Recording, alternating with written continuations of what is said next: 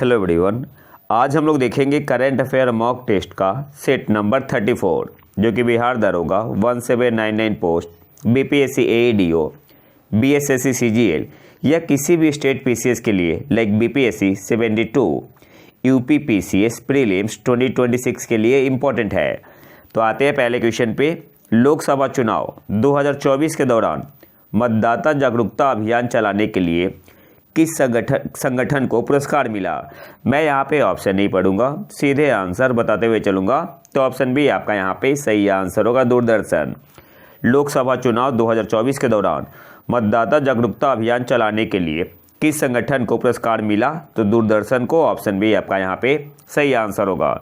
दूरदर्शन ने एक सीरीज चलाया था, चुनाव का पर्व देश का गर्व, और एक काफ़ी इम्पैक्टफुल कवरेज था। और इस अवार्ड को दिया किसने, तो प्रेसिडेंट ने 26 जनवरी के अवसर पे अवार्ड को किसने दिया था, राष्ट्रपति जी ने। अगले क्वेश्चन पे आते हैं।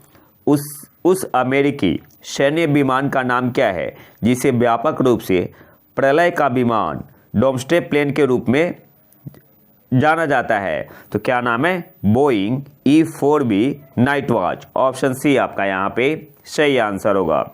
उस अमेरिकी सैन्य विमान का नाम क्या है जिसे व्यापक रूप से प्रलय का विमान के रूप में जाना जाता है, तो ऑप्शन सी आपका यहाँ पे सही आंसर होगा, बोइंग E-4B नाइट वॉच। और इसका यूज काफ़ी एक्सट्रीम कंडीशन में होता है, इसलिए आपका न्यूज में बना हुआ है, अभी दिखा। अगले क्वेश्चन पे आते हैं।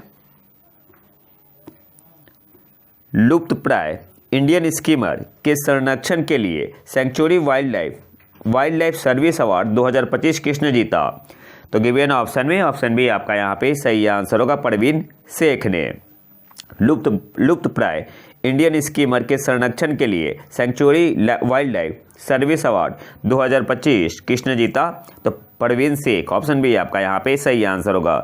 BNHS साइंटिस्ट है जिनका नाम है परवीन शेख। अगले क्वेश्चन में आते हैं। अब कुछ इंपॉर्टेंट अवार्ड देख लेते हैं। तो 2025 में पेटा इंडिया ने पर्सन ऑफ द ईयर किसे नामित किया है, रवीना टंडन को। अगले पॉइंट पे आते हैं। ब्रिटिश हंगेरियन लेखक डेविड सेजले ने अपने काल्पनिक उपन्यास फ्लेश के लिए 2025 का बुकर पुरस्कार जीता। तो 2025 का बुकर पुरस्कार किसने जीता है, तो ब्रिटिश हंगेरियन लेखक है डेविड सेजले। किस किताब के लिए, किस और नोवेल के लिए, तो उस नोवेल का उपन्यास का नाम क्या है, फ्लेश नाम है। इस पैनल की अध्यक्षता समीक्षकों द्वारा प्रशंसित लेखक और 1993 के बुकर पुरस्कार विजेता रॉडी डॉयल ने की, जो बुकर पुरस्कार निर्णायक मंडल की अध्यक्षता करने वाले पहले बुकर पुरस्कार विजेता है। नाम क्या है, रॉडी डॉयल। नेक्स्ट, अच्छा, इंटरनेशनल बुकर प्राइज किसने जीता, तो इंटरनेशनल बुकर प्राइज जीता है 2025 का बानू मुश्ताक और दीपा भास्थी ने। किस बुक के लिए, हार्टलैम्प के लिए। कन्नड़ में लिखा हुआ था और इसे इंग्लिश में ट्रांसलेट किसने किया था, दीपा भास्थी ने। तो दोनों नाम आपको याद रखना है। 2025 का प्रित्जगर वास्तुकला पुरस्कार किसने जीता है, तो चीन के है लिऊ जियाकुन ने। 2025 का प्रित्जगर वास्तुकला पुरस्कार किसने जीता, तो चीन के है लिऊ जियाकुन ने। और लिऊ जियाकुन को यह पुरस्कार 54वें व्यक्ति है जिन्हें पुरस्कार दिया गया है, ये भी याद रखना है। और तीसरे चीनी आर्किटेक्चर है, वास्तुकार है, जिन्हें यह पुरस्कार मिला। पहले दो कौन थे, IM पेई और वांग सू। लेकिन यहाँ पे एक और पॉइंट आपको ध्यान रखना है, जो IM पेई है इनका जन्म हुआ था चीन में और किसी दूसरे देश से अवार्ड मिला था, तो कहीं कहीं पे आपको दूसरा भी मिलता है। नेक्स्ट आते हैं। मोहन चंद्र कांडपाल उत्तराखंड के पहले व्यक्ति बन गए हैं जिन्हें जल क्षेत्र उत्तरी क्षेत्र में सर्वश्रेष्ठ व्यक्ति के लिए राष्ट्रीय जल पुरस्कार प्राप्त हुआ है। क्या नाम है, मोहन चंद्र कांडपाल। इसके अलावा जो 2025 नेशनल बुक अवार्ड दिया गया, 5 विनर है और अवार्ड दिया गया था कौन से अवार्ड में, तो 76 नेशनल बुक अवार्ड। तो पहला आपका है विनर फॉर फिक्शन के विनर कौन है, तो रबी अल्मेदीन। और दिया गया है किसके लिए, the true story of Raja the gullible and his mother. ये विनर फॉर फिक्शन है। Winner for non fiction Omar Al Akkad, one day everyone will have always been against this के लिए। Winner for poetry Patricia Smith, the intention of thunder, new and selected poems.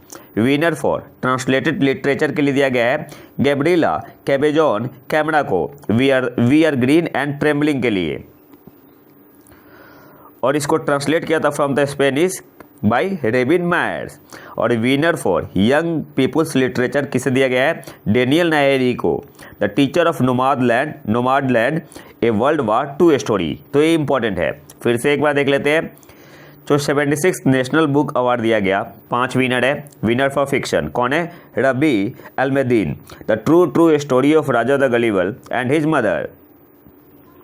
Winner for non fiction Omar Al Akkad, one day everyone will have always been against this. Winner for poetry के लिए Patricia Smith को, the intention of thunder, new and selected poem.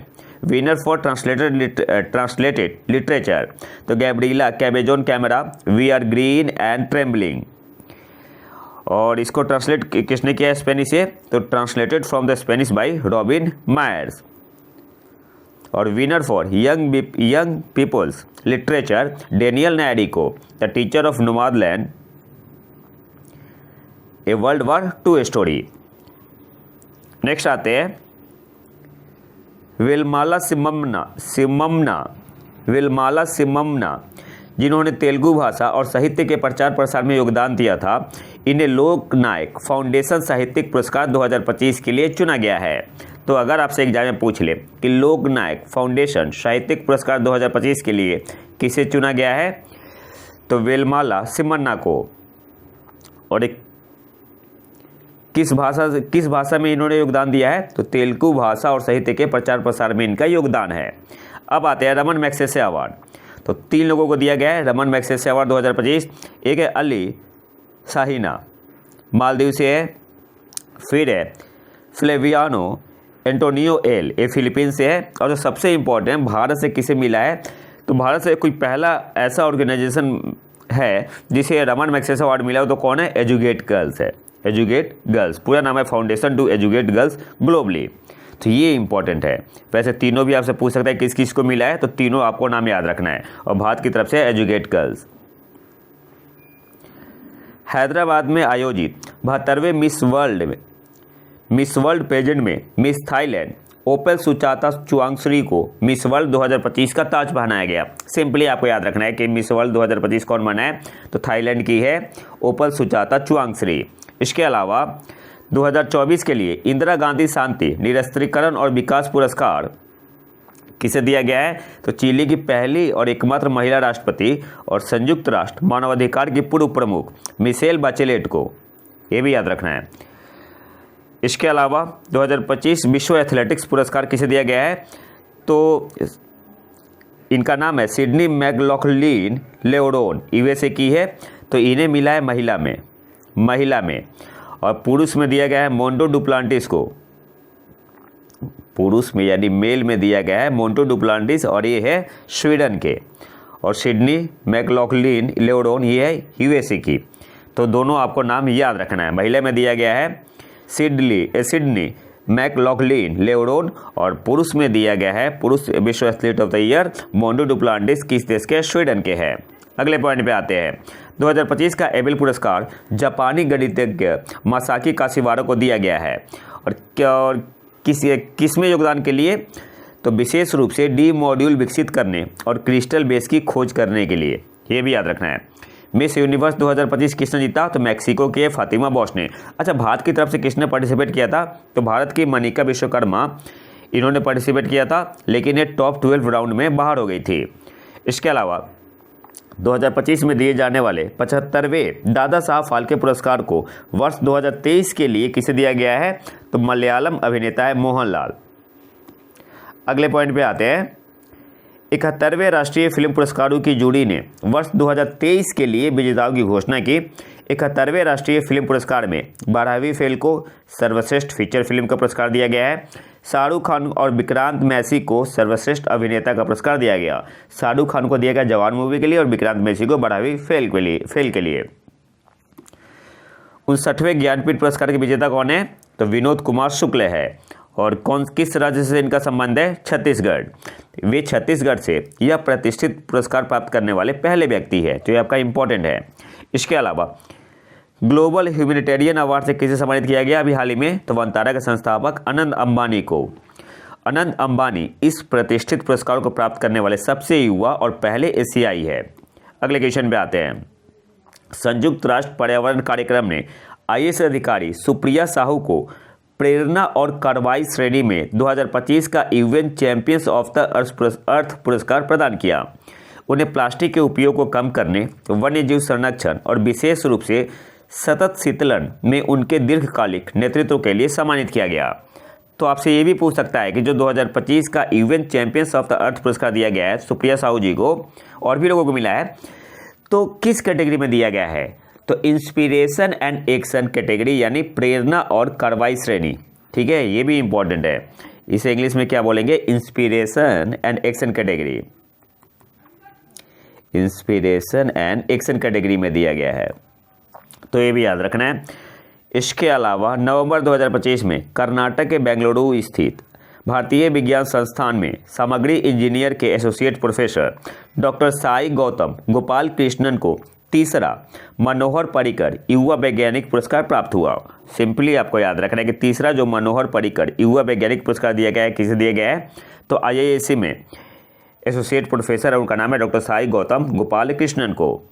Next आते हैं।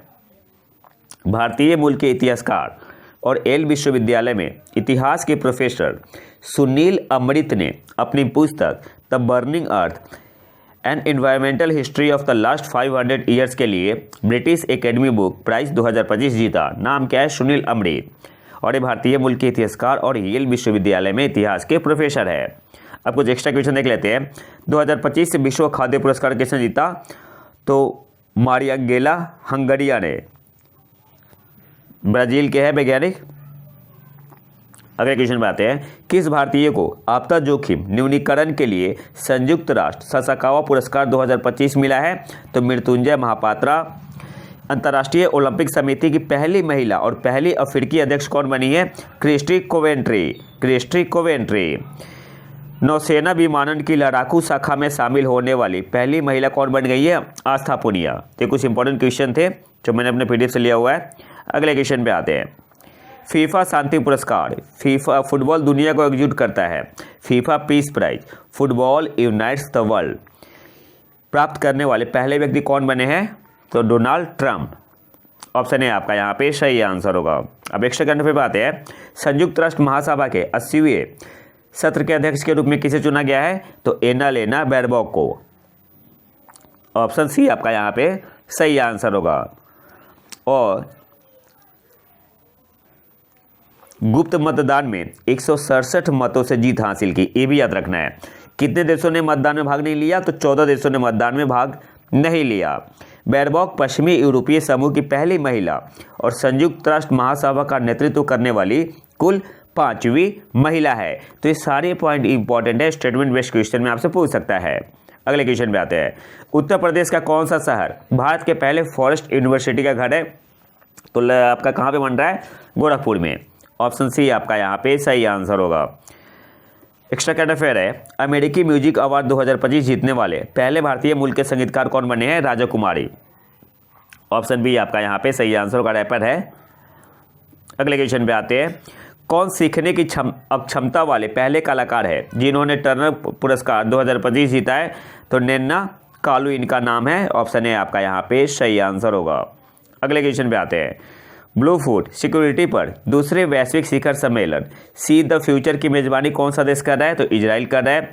और ये आपका 13 से 15 जनवरी 2026 तक चल रहा है। और भारत की तरफ से किसने पार्टिसिपेट किया? तो श्री राजीव रंजन सिंह। अगले क्वेश्चन पे आते हैं।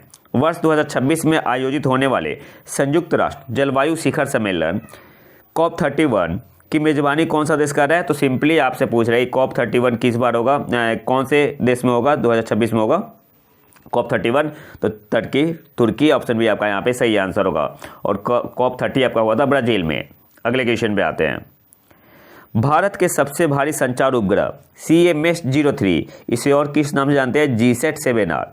GSAT-7R को सफलतापूर्वक लॉन्च करने लिए इसरो द्वारा किस रॉकेट का उपयोग किया गया था? तो बाहुबली रॉकेट, LV-M3M5 ऑप्शन है आपका यहाँ पे सही आंसर होगा। अच्छा, लॉन्च कब किया गया था? 2 नवंबर पूछता है, 2 नवंबर 2025। इसके अलावा ये देश का हेवीएस्ट कम्युनिकेशन सैटेलाइट है, ये भी याद रखना है, एवर सेंट टू स्पेस। तो आपसे ऐसे भी पूछ सकते हैं GSAT-7R या CMS-03 किस टाइप का सैटेलाइट है? तो ये आपका कम्युनिकेशन सैटेलाइट है और यह देश का हेवीएस्ट कम्युनिकेशन सैटेलाइट है, एवर सेंट टू स्पेस। इसके अलावा इसका वेट कितना है? तो यह उपग्रह स्वदेशी रूप से डिजाइन एवं विकसित किया गया है और इसे श्रीहरिकोटा स्थित सतीश धवन अंतरिक्ष केंद्र से प्रक्षेपित किया गया।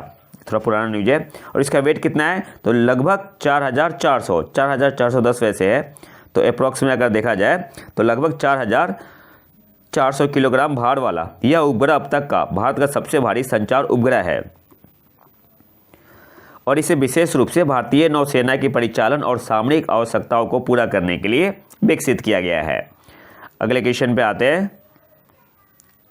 किस देश ने सबसे पहले स्वघोषित सोमालीलैंड गणराज्य को एक स्वतंत्र और संप्रभु राज्य के रूप में औपचारिक रूप से मान्यता दी? तो इजराइल ऐसा पहला देश बना है जिसने सोमालीलैंड गणराज्य को एक स्वतंत्र और संप्रभु राज्य के रूप में औपचारिक रूप से मान्यता दी है। तो ये तो था हमारा आज का लेक्चर। अगर आपको इसका PDF चाहिए तो आप हमारे टेलीग्राम चैनल नया बना है प्रतीक IQ करंट अफेयर्स न्यू को ज्वाइन कर सकते हैं। पुराना वाला मैंने डिलीट कर दिया है। और अगर वीडियो पसंद आए तो लाइक करें और चैनल को सब्सक्राइब जरूर कर लें। मिलते हैं नए वीडियो में नए टॉपिक के साथ, तब तक के लिए नमस्कार, जय हिंद।